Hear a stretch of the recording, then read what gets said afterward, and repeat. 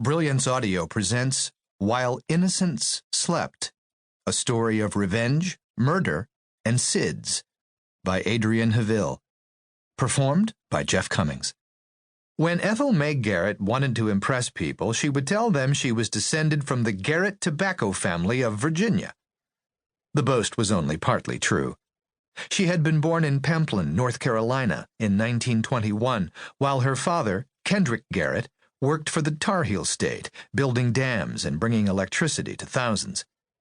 His family had once been the Garretts of Garrett Snuff, a branded brown dust manufactured in Lynchburg, the beginning of the Bible Belt in Virginia. One could choose to either tuck a pinch of the powder below the lower lip, hold it inside the cheek, or inhale the mixture into and through the nostrils before spitting the residue into the dirt. All three methods forced the nicotine to seep into wet, exposed tissue, providing an addictive jolt of cheap pleasure. Ethel was one of 10.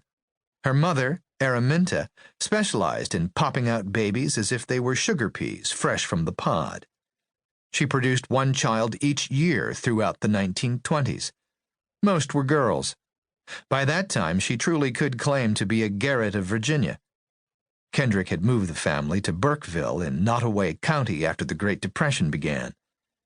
This time he built dams and bridges for one of Franklin Roosevelt's creations, the Civilian Conservation Corps, out of a nearby Army base called Camp Pickett. Araminta and Kendrick's home was on South Agnew Street. It was a big, white, 5-bedroom house with 4 columns in front, one of the largest homes in town. Black pot-bellied stoves heated it in the winter. In the summer, there were ceiling fans to move the hot, humid air. Burkeville, population 500, was 55 miles southwest of Richmond. Outside the town, the land was justly famed for a loamy soil, which produced the highest grades of flue-cured premium tobacco. Curing sheds, where temperatures shot up to 120 degrees Fahrenheit in the summer as workers stacked the harvested leaves inside them, dotted the rolling green fields of Nottoway County. Araminta was an exotic moniker, but her son and daughters had plain, traditional names. The siblings were Mary, Edith, Fay, Lucy, Willard, Bobby, and Harriet. One girl, Virginia, was a victim of Down syndrome. Araminta lost another son during childbirth. Most of the Garrett brood had reached its teens by the time the world's financial markets crashed. Living in a farming village such as Burkeville cushioned the blow. The Garretts felt the effect of the Depression far less than the unfortunates of the big cities. By the end of the 30s, Kendrick was dead from a heart ailment, and all of the younger Garretts were adults. With the exception of Virginia, they began streaming out of Burkeville. Most heeded the siren call from Washington. In the pages of National Geographic, they had lingered over the photos of the buildings and monuments in the great capital. Now it came to life before their eyes. On the banks of the great Potomac River, each of them sought a prize, the stability of a government job. Paychecks with a federal seal never bounced. When you reached 65, you got a pension.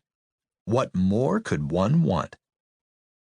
Ethel Garrett, a 5'7", handsome, round-faced woman who friends thought resembled Shelley Winters, had one of these coveted positions when she was 18. She was soon wed, and life seemed perfect. But her modest fairy tale beginning would have an unhappy ending. In later life, Ethel would claim that her first husband was impotent, and that the wedding had been a sham from the start.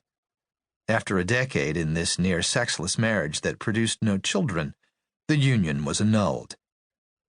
Her closest confidant in Washington became Iris Young, who worked with Ethel at the Department of Agriculture.